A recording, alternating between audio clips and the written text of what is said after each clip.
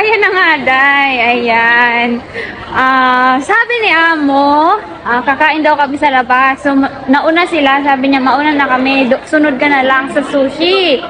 So, ngayon, syempre, dire-diretso ako doon sa sushi. Pagdating ko doon, inisa-isa ko yung mga tao doon, wala. Nag-antay ako saglit. Then, inisa-isa ko na naman. Baka hindi ko lang talaga nakita. Wala talaga. So, nag-antay ako almost 30 minutes na. Sabi ko, bakit wala pa sila? So, ayun, iniiwan ko kasi ang phone ko, Day. Ganun ako, iniiwan ko yung phone ko pag, ayan, makikipaglaro lang naman sa bata kasi hindi ka naman allowed din maghawak-hawak at disturbo din. So, napagdesisyonan kong umuwi na lang. Then sabi ko, magagalit na talaga yun.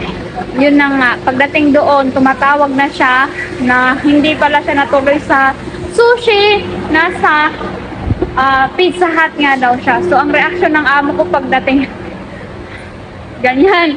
Pero sabi ko, ayya, yan yung agad ko, ayya, saylo.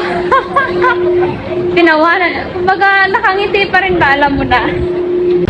Sabi niya, next time, dalhin mo lagi ang phone mo kasi nagbabago yung isip, nagbabago yung plano. Okay, now I know.